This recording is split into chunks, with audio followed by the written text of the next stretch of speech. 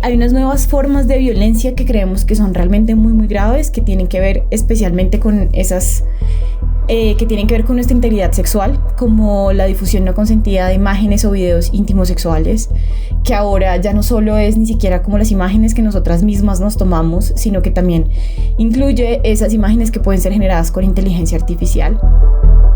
Esto es Voces en Primer Plano, un espacio de entrevistas en profundidad donde voces locales y expertas cuentan, explican y contextualizan su propia historia. Les habla Valeria Ortiz, periodista de Consonante.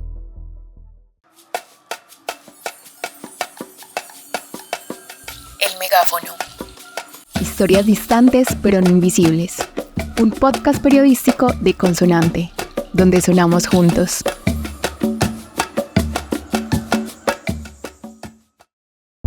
El 60% de las mujeres en Colombia, entre los 18 y 40 años, afirma haber sido acosada a través de plataformas digitales, según un informe de la herramienta de medición Ranking Par de Equidad de Género. Además, la Organización de las Naciones Unidas informó que el 73% de las mujeres en el mundo ha experimentado algún tipo de agresión en línea. Hay diferentes tipos de violencia digital, como el intercambio de mensajes o material online de contenido sexual sin consentimiento, extorsión o chantaje con la publicación de contenidos íntimos y sexuales, hostigamiento por plataformas digitales y acoso sexual virtual infantil. Sin embargo, en Colombia hay un vacío jurídico para abordar específicamente la violencia digital con enfoque de género. Con base en esto, en septiembre de 2024 se presentó el proyecto de ley Olimpia, el cual fue aprobado en la Cámara de Representantes el pasado 1 de octubre y deberá ser debatido en los próximos meses en el Senado para que sea ley.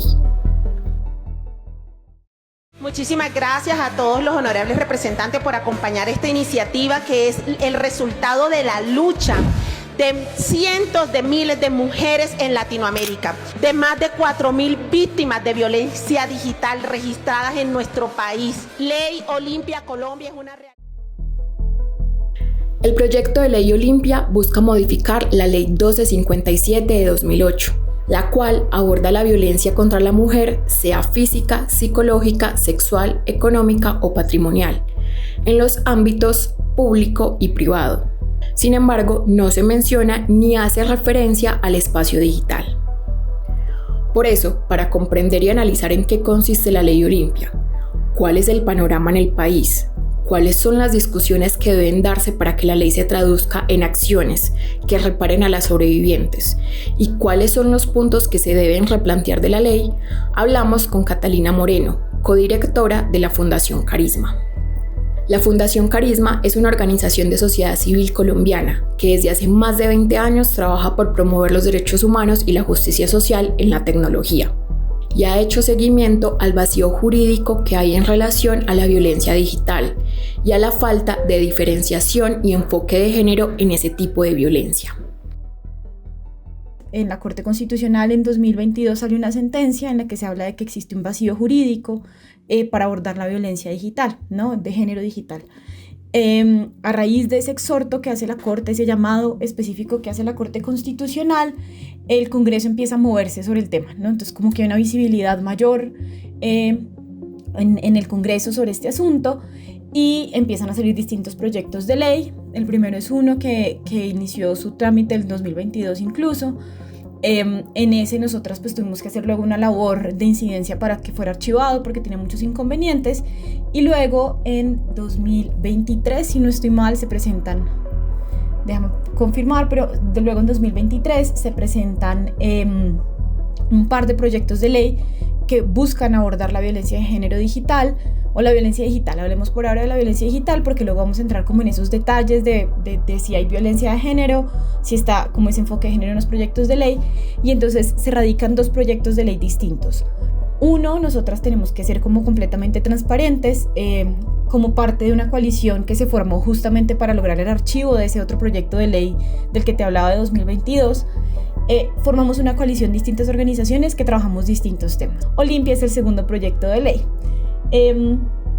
Este proyecto de ley busca un poco incluir dentro de la ley 1257 de 2008, que es una ley que aborda la violencia contra la mujer, incluir como el daño digital, como un nuevo elemento, una nueva forma de daño, y busca también incluir un delito en contra de la intimidad sexual.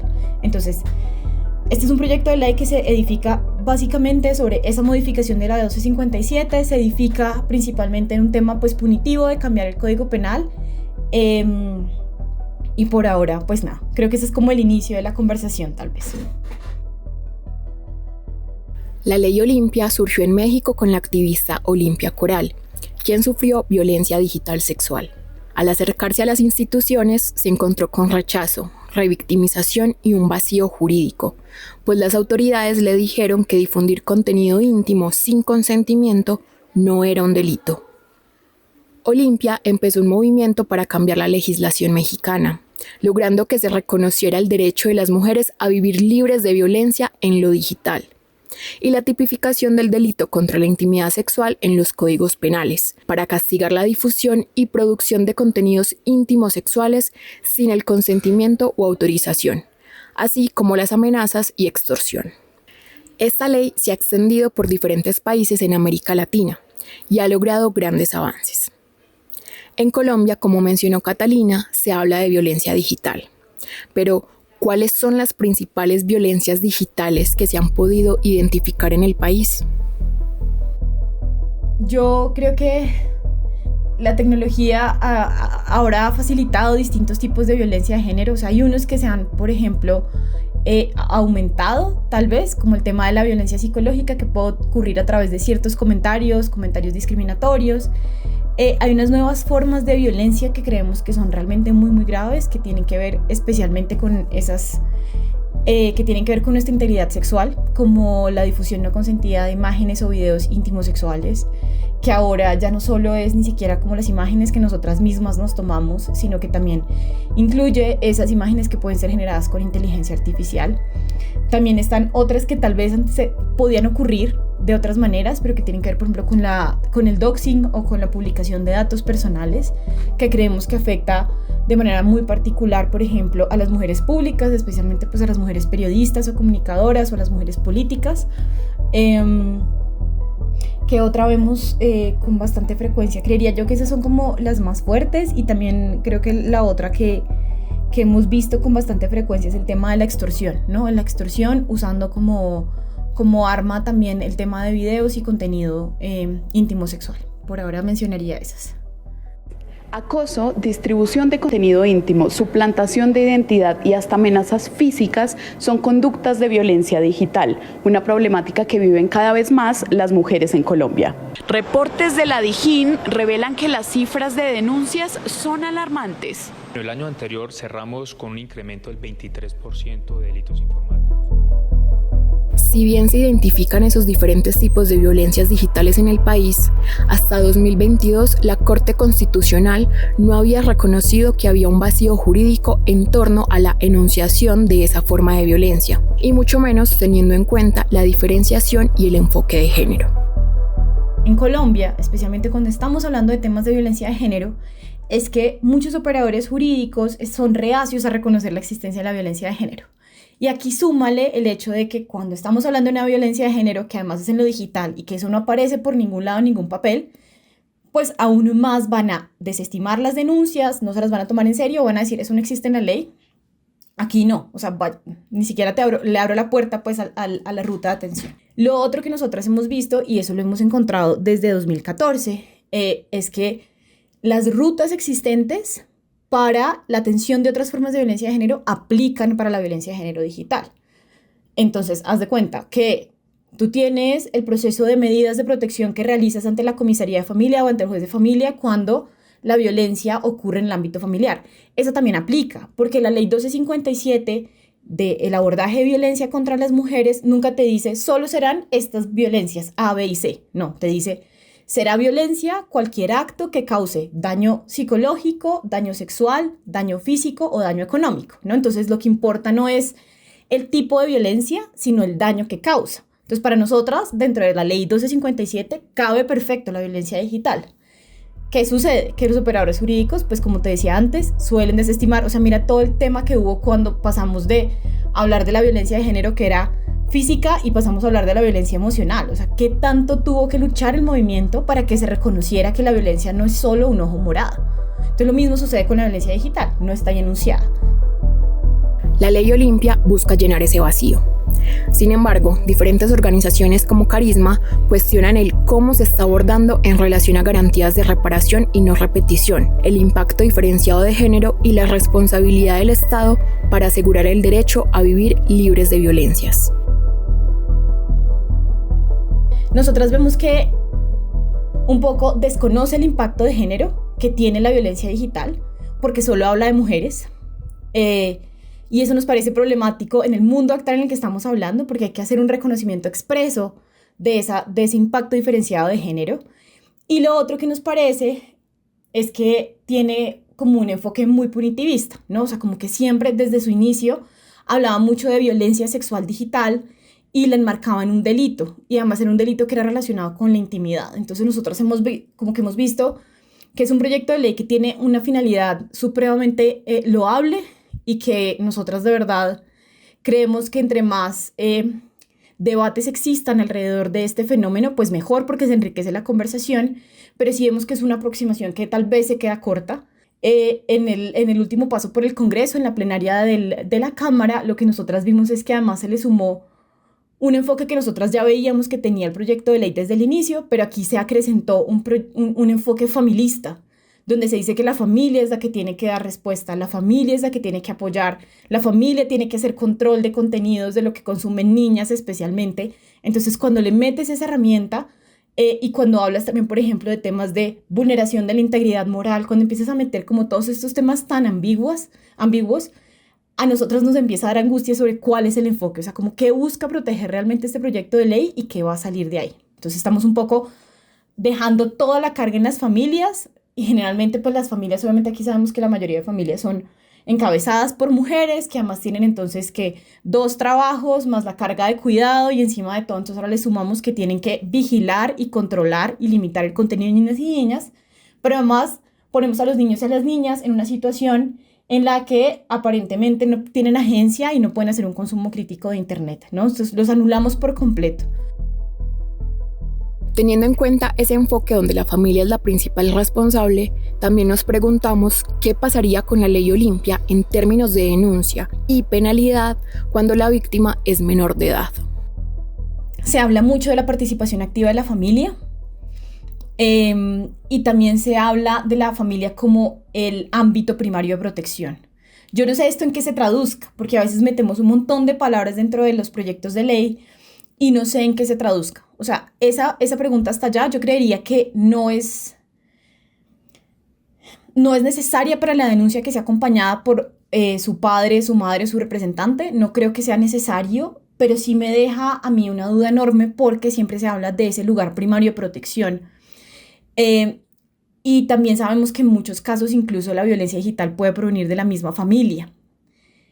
Lo otro que me preocupa ya relacionado con menores de edad es que se habla del delito y a renglón seguido se habla de la protección especial reforzada de los niños y niñas, que es cierto, o sea, todas sabemos que es una protección, es un mandato que no solo tiene el Estado, sino que tenemos en la sociedad y distintas personas, pero me preocupa y es un problema que nosotros le veíamos a ese proyecto de ley de 2022, y es que, claro, el delito debería dirigirse únicamente a la divulgación no consentida de imágenes y videos íntimos sexuales de mayores de edad, porque si no vas a terminar anulando ese delito que se llama mal, porque se llama pornografía infantil, y díganme, ¿qué niño ha consentido? O sea, ningún niño se está lucrando con un video, ningún niño ha dicho yo quiero ser actor porno, ¿no?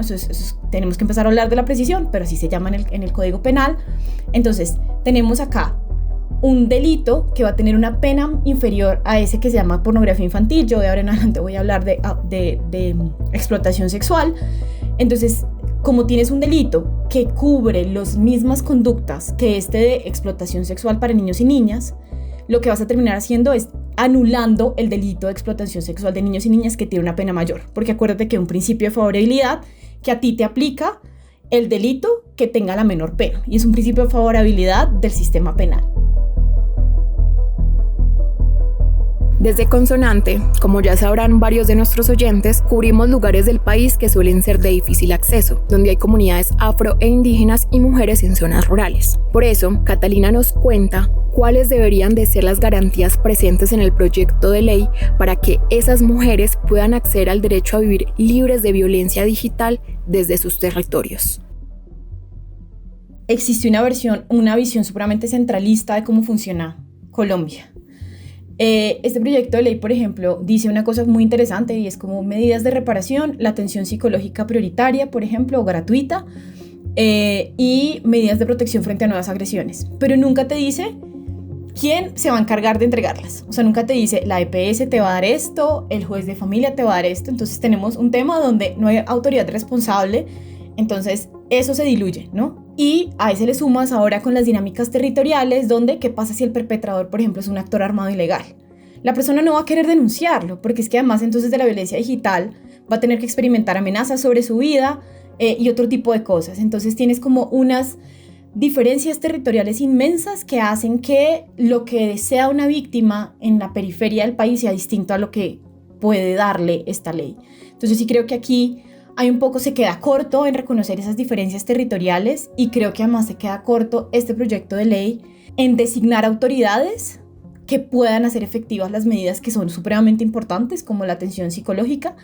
Se queda corto porque no dice quiénes la van a hacer. ¿Qué pasa acá cuando tú dices se garantizarán medidas de reparación consistente en atención psicológica y no dices quién las va a garantizar? Pues no va a pasar nada, ¿no? Entonces vas a dejar como unas medidas que van a servir y que van a estar muy lindas en una ley, pero que no van a ser efectivas. Entonces tal vez te diría eso, y eso pues desconoce por completo las dinámicas territoriales. Por otro lado, hay una población que también es vulnerable. En este caso son las mujeres migrantes. ¿Qué pasaría con ellas en relación a la ley Olimpia? Yo creo que las mujeres migrantes justo pasa esto de lo que te estaba hablando yo antes. Y es un tema de las dinámicas territoriales. Tal vez ahí uno podría sumar un tema de articulación de las instituciones, que eso lo vemos pues constantemente, donde una mujer también, como los procesos migratorios también a veces te obligan a moverte constantemente. O sea, no solo pierdes tu arraigo de país, sino que además tienes que estar constantemente. Entonces tal vez entraste por La Guajira si eres una persona migrante que llegó de Venezuela y luego te vienes caminando hasta Bogotá y terminas en Pasto, ¿no? Y entonces puede que la violencia la experimentes y la denuncies en La Guajira. ¿Y qué pasa si ya te tocó llegar a Pasto y sigue ocurriendo la violencia digital porque están haciéndote un seguimiento o te están haciendo un hostigamiento? Entonces, como hay una falta de articulación de las instituciones, muchas veces pues lo que suele suceder es que pues nunca van a saber que tú iniciaste algún proceso por allá en La Guajira, nunca se va a saber que una comisaría de familia, porque era tu expareja, ya tiene una medida de protección allá en La Guajira, porque hay una desarticulación enorme entre las autoridades. Entonces yo, al problema de las dinámicas territoriales que te decía antes, le sumaría este problema de desarticulación que puede impactar pues de manera distinta a las personas migrantes. Recordemos que la ley Olimpia ya fue aprobada en la Cámara de Representantes el pasado 1 de octubre. Teniendo en cuenta eso, ¿cuál es el panorama de cara a los debates en el Senado? Implica incluir el enfoque de género a través de la ley, porque está en un artículo, y el enfoque de género hemos visto cada vez con mayor fuerza que al Congreso no le interesa. O sea, a muchas personas dentro del Congreso no les interesa hablar en términos de impactos diferenciados de género. Entonces esa es una de las peleas que hay que hacer.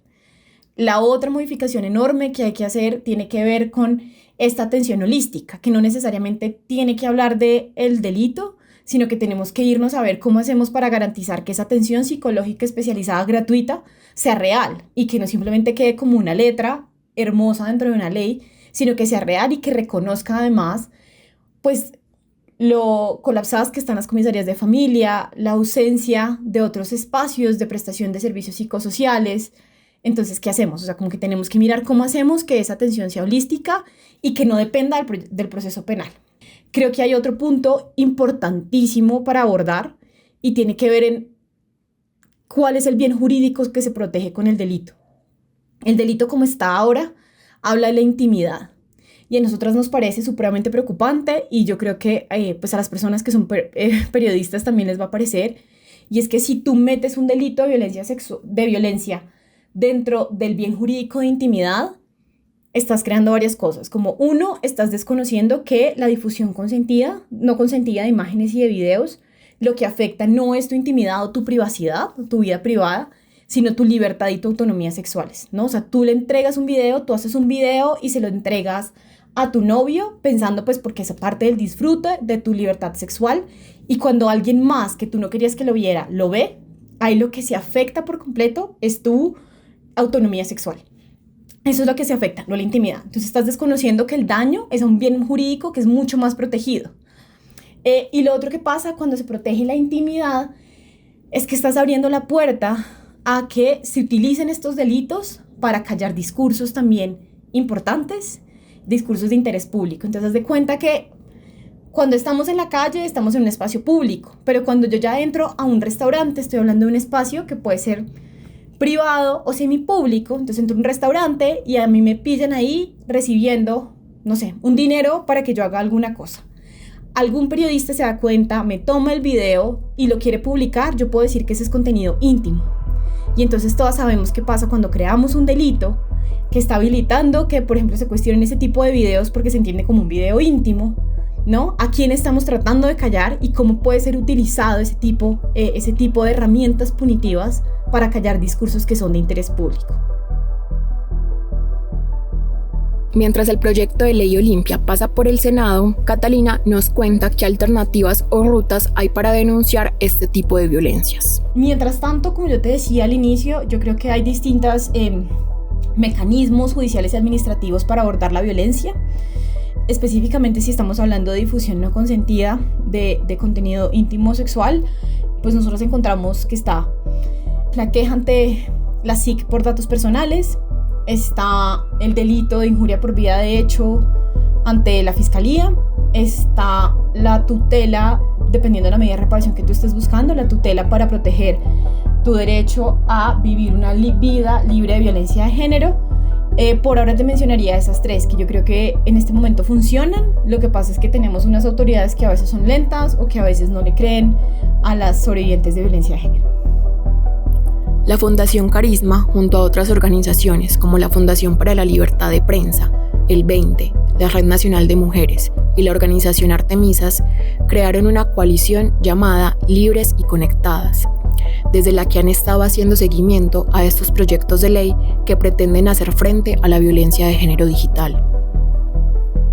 Desde esa coalición, como nos mencionó Catalina Moreno, han manifestado su preocupación sobre cómo se está abordando este proyecto de ley Olimpia, pues se limita a la protección de la intimidad sexual y en la justicia penal, que ha probado ser revictimizante para las mujeres. El acceso a instituciones para denunciar, la reparación y la garantía de no repetición también debe ser parte de esa ley. Y para lograr eso, es necesario que se dé claridad sobre quién o quiénes deben ser los responsables de garantizar el derecho a vivir libres de violencias. Este episodio hace parte del formato Voces en Primer Plano de El Megáfono. Les habló Valeria Ortiz, periodista de Consonante.